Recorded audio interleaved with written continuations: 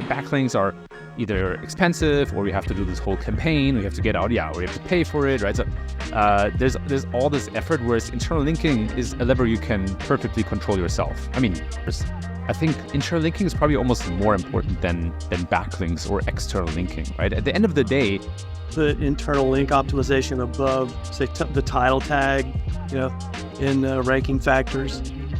Good question. I think I would put it... To start off, you developed TIPR, a really cool, if anybody doesn't know, this is Kevin Indig as well.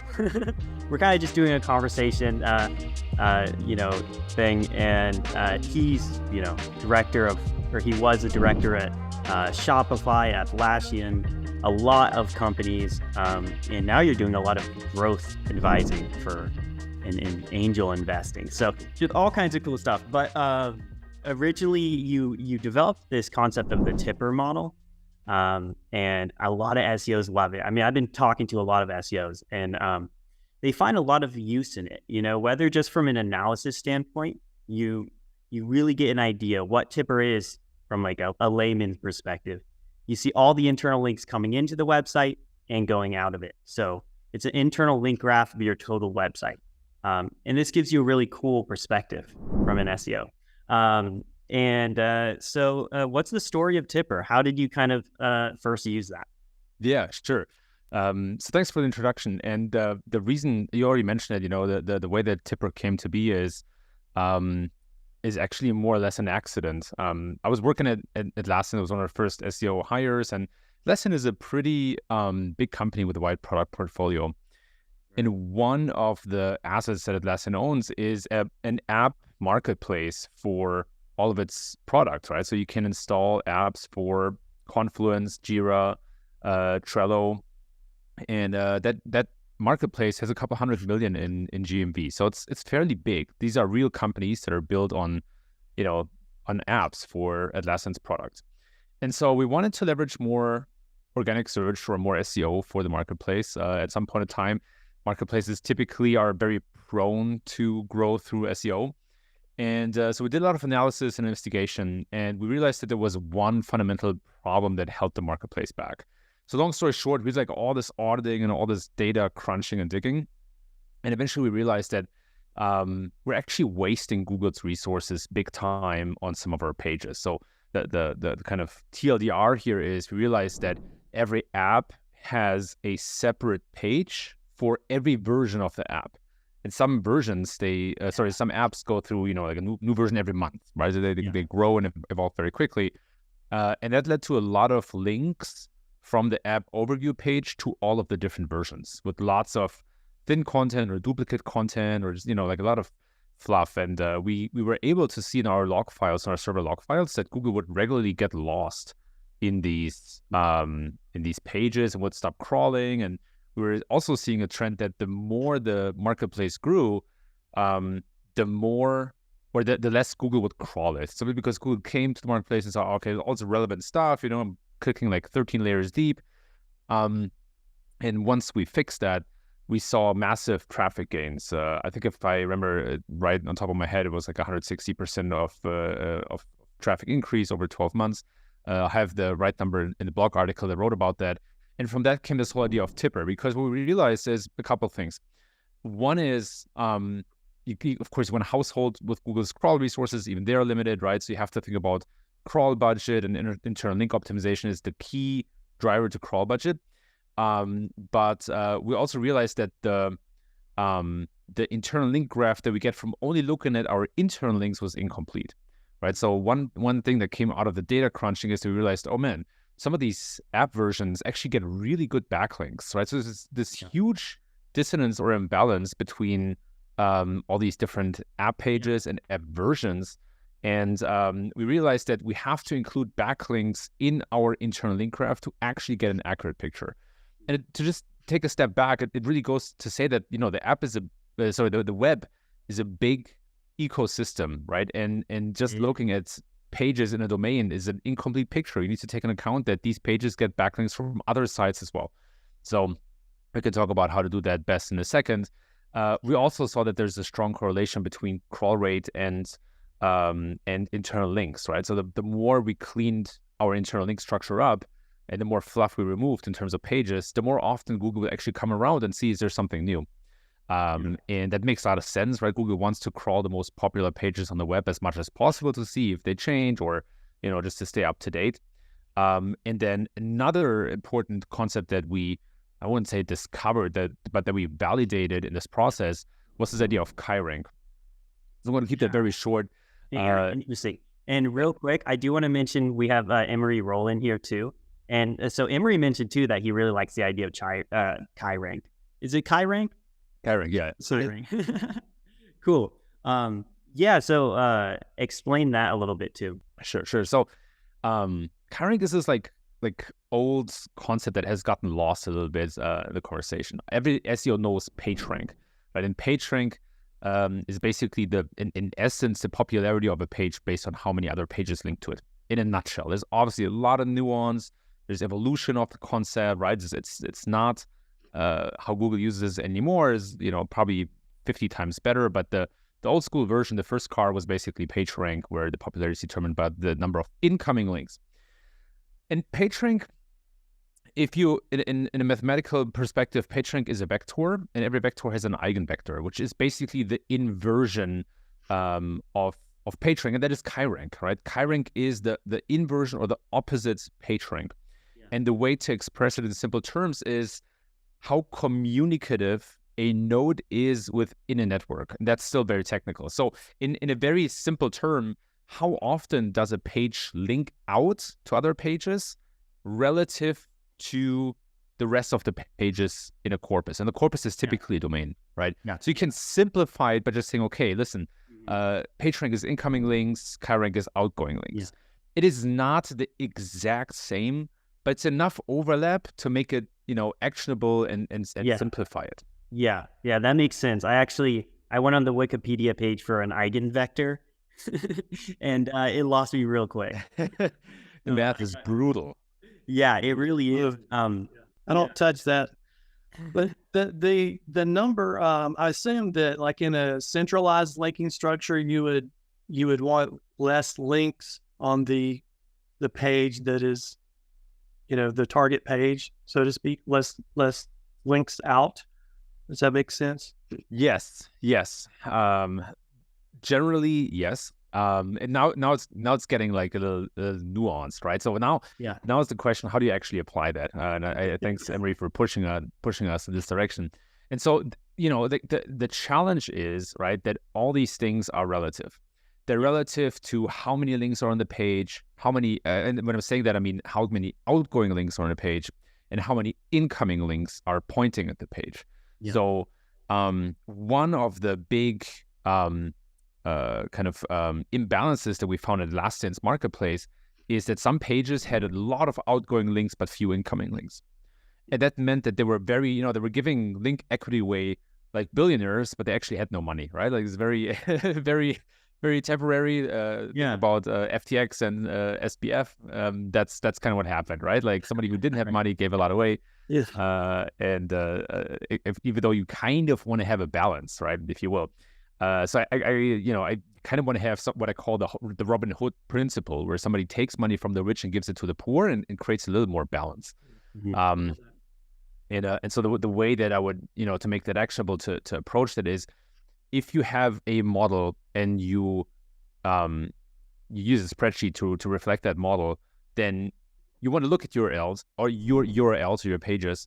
You want to look at how many incoming links does every page have, how many outgoing links does every page have, how many backlinks does every page have, what's the PageRank and what's the CheiRank. Yeah. You can complexify it even more. But in a nutshell, in the very essence, those are kind of the columns you need on a page level to truly understand what's going on. And then when you start to sort this spreadsheet or this table, you quickly see patterns, right? You'll very quickly identify that either some page types, in the example that we spoke about, right? This is where the app version pages show a huge imbalance, or that sometimes topics show a huge imbalance if you're not essential, if it's like a blog you're looking at or content you create yourself.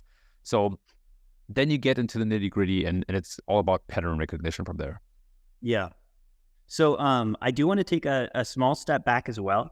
So kind of on the more general topic of case studies on internal links.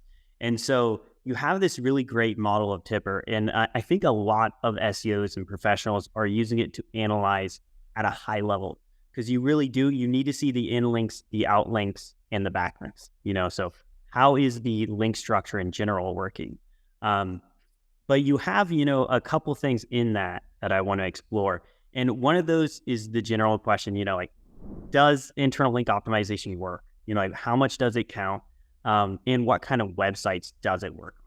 So for you, Kevin, do you have any examples, any more examples? I guess you've already given one case study. Do you have other case studies of internal link optimizations?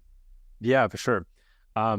Generally, the way that I look at the topic is to say, okay, look, there are different types of, or there are different ways to optimize internal linking. Mm-hmm. We're going to talk about how important it is in just a moment. But in essence, you have two types of websites. I call them integrators and aggregators.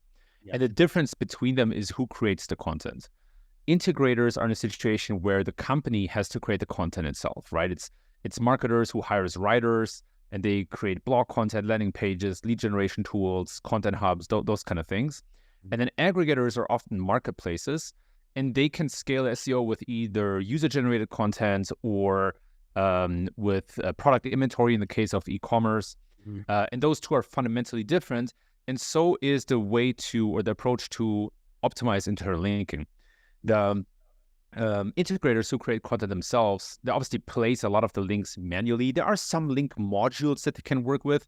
Think about, at the end of a blog article, you have related articles. That is a link module. But then there's a lot of power also in the links that the writers manually set inside the main content. Yeah. And then aggregators, on the other hand, who scale with an inventory, they have to think a lot more about modules because they don't create the content themselves, right? So they really have to think about what are related products, what are complementary products, what are similar categories, all that kind of stuff, right? So these are two fundamentally different approaches to internal link optimization.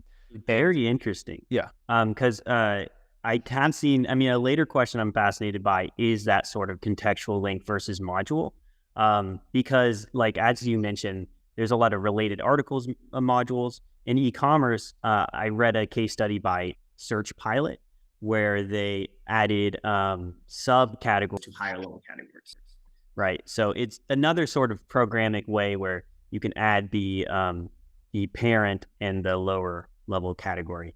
And by adding just like, say you're on, tennis gear category and then adding tennis rackets, tennis this, tennis that, tennis helmets, adding those separate pieces increase both the lower level, right, tennis rackets page, which is understandable, right? A win for internal linking.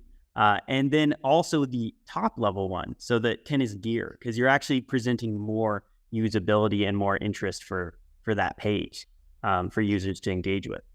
Yeah, I was thinking also what are modules versus a contextual link, say inside of a blog post.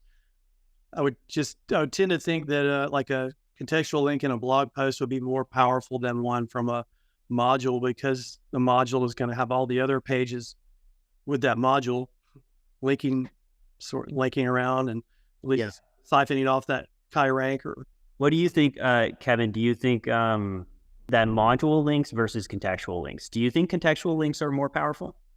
Generally, yes. And the reason is because Google is able to measure the text or understand the text around the backlink or the link, the internal link, and understand, does it actually fit into the context here, right? So, surprisingly, Google has a relatively good understanding of when an internal link makes sense and when it doesn't, or a backlink for the matter, from different pointers, right? Like, what's the page title, what's the content, the main content itself, the H tags, all that kind of stuff. And so there's a lot more, a lot more horsepower that contextual links can have in my mind.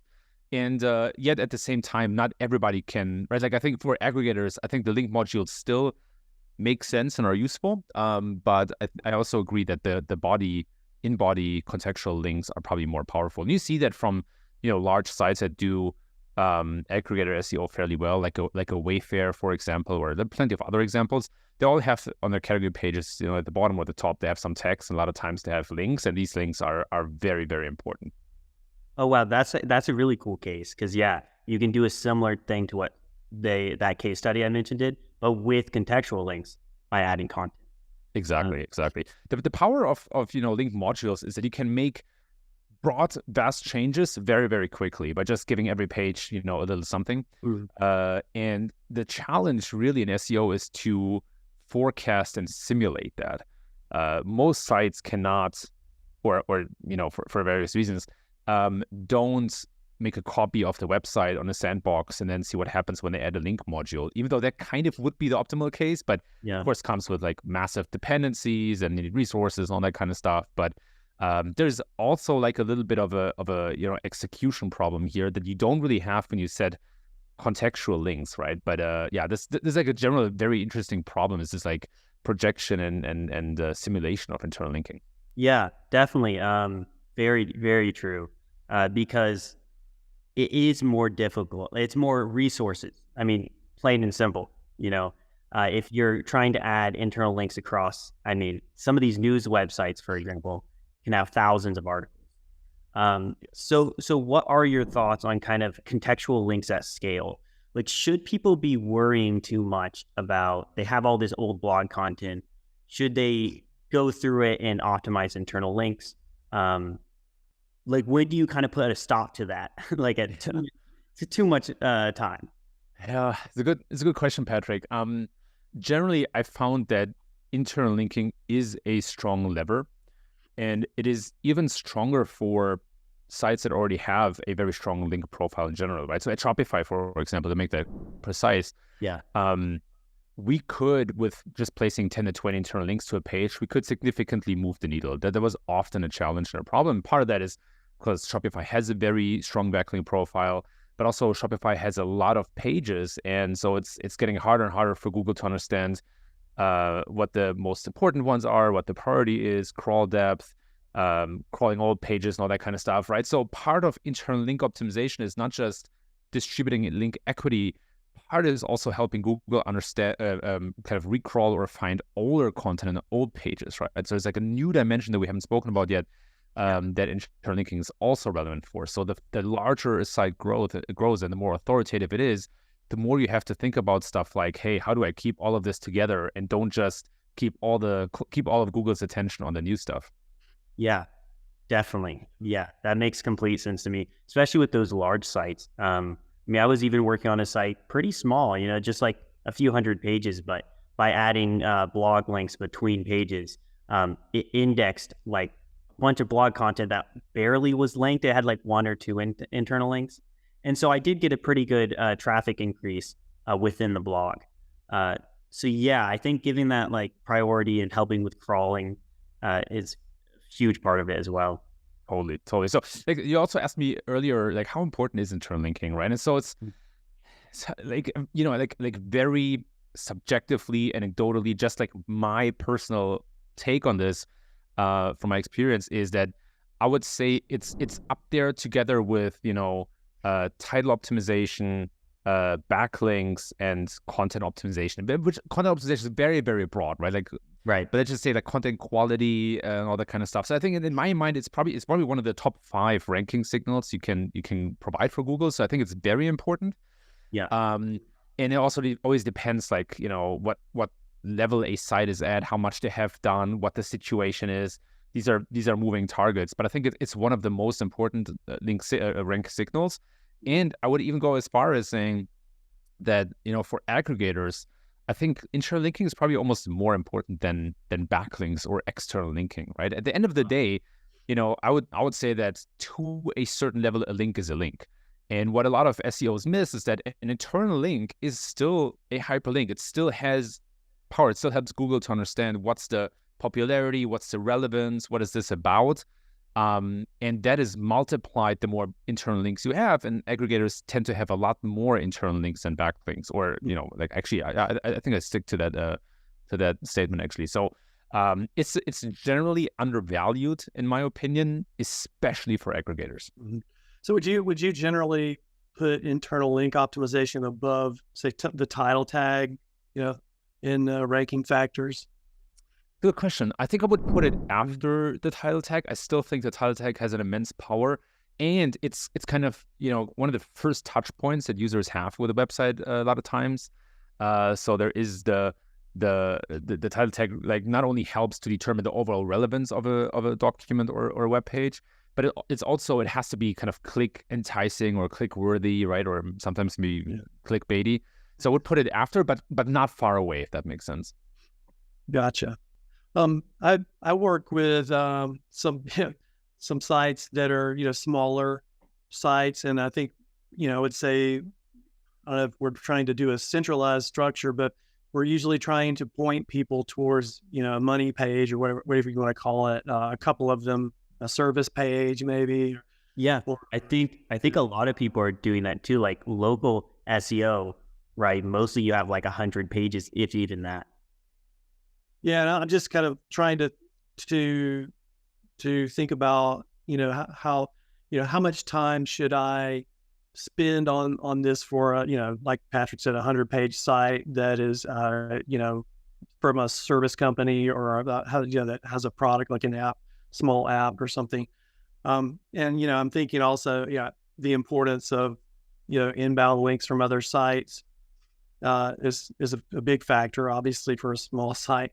But just wondering, because sometimes, when I'm doing SEO consulting, I'm trying to, price things, and I know agencies try to price things based on what they're going to deliver.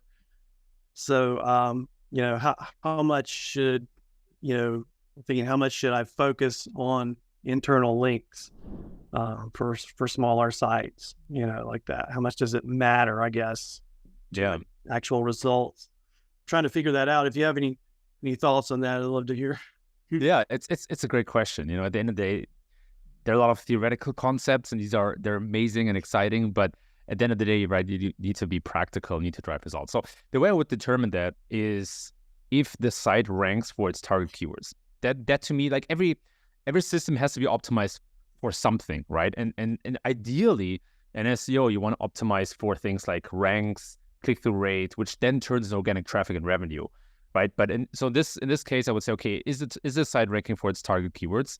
And if not, then of course you have a whole range of things that could be the reason for that. And I would then look into what's the backlink profile of the site. If that's bad or thin or lacking, then you can still say, okay, let's first try to optimize internal links because backlinks are either expensive, or we have to do this whole campaign. We have to get out, or we have to pay for it, right? So there's all this effort, whereas internal linking is a lever you can perfectly control yourself. I mean, most of the time, unless you have CMS restraints. Yeah. So that's why if a page doesn't rank for its target keyword, my typical 1, 2, 3 checklist is always, okay, what does the title look like? What is the content, user intent? What are internal links? And then I would look into backlinks, simply because that sequence makes sense in terms of the effort you have to put into to change things. Yeah, and that effort is like a big consideration for SEOs, companies, agencies, because it comes in also with internal links. With the situation of having hundreds of blog articles, which might not be interlinked, it becomes whether you should put your resources into editing all those articles. I think to a degree, if you, like you said, you have a target page and you want that to rank, you might as well go in and add, like 10 internal links to that. At least that's how I feel. But it is a lot about this question of resources, especially with agencies that are usually, they might be doing it on a budget. They might, like with bigger websites, it's, I think, easier and probably better. Well, certainly better. While on smaller sites and with limited budget, there are much more considerations of resources. Should we do this? Totally. Like in my mind, there is a 2x2, where on the one axis you have the impact, and on the other axis you have the time it takes to execute. And stuff like titles, internal links are very quick to execute and have a larger impact. And then something like backlinks, in my mind, takes a long time to execute and still has a large impact, right? But it's just a different time dynamic. And so I think, when looking at even at small sites, I'm always thinking about, okay, what can I change quickly relative to the impact, and what takes me a bit longer? And I always front load things that are faster too, simply because then you can say, okay, you optimize the title. It wasn't that the performance hasn't changed, or maybe it has changed. That's all it took. And then you're saving yourself a lot of time and resources. Yeah. I guess also on a smaller site, I guess you'd be able to do more contextual links. Yes, I totally So agree. that would be Sure. Yeah. And then on, so you have these factors of like when to do internal linking, when it makes the most sense. And it does feel like size of the website and backlinks are pretty important. If you have a 10-page site with no backlinks, you might not need to worry too much. Yeah, that's something we were thinking about. Patrick and I were talking about is like, a 10-page site with no backlinks, you should probably spend your time on other things. I would think, Yeah. you agree. Probably start with content, maybe. Yeah. Yeah, 100%. I would totally agree with that. Unless it's maybe like a super small niche local business that already ranks well, but I assume that's not the case. Then on medium to bigger size websites, I'm just curious, do you have more sort of either stories you've heard or like examples of internal linking on larger scales? Yeah. It's a good question. So let's say, if a small site was, let's just say below 100 pages, a medium site was 100 to 1,000, and then a large site's 1,000, and then ultra sites are like maybe 100,000 plus or something. Yeah. So internal linking certainly scales with the size of the site, as you already mentioned. And when it comes to like medium sites that have like maybe 100 to 1,000 pages, I realized where I learned that most of the times, it really depends on how many backlinks they already have, which we already said, and how good the content quality is. Yeah. A lot of these sites have a few landing pages, and like one good thing, or what I often see is that these landing pages go after very competitive keywords. Yeah.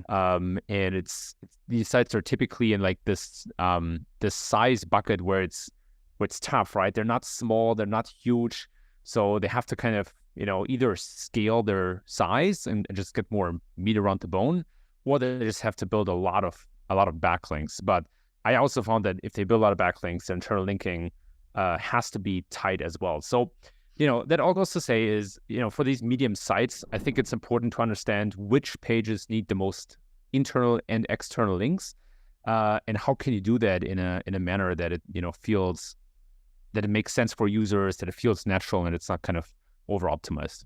Thank you so much. I will cut us off because I realize we're over time already. So I won't take any more of your time. But yeah, very fascinating. I think a lot of people are interested in that, like medium range and what they can do with, what they have. Yeah, no doubt. Yeah. So that's really interesting. I think,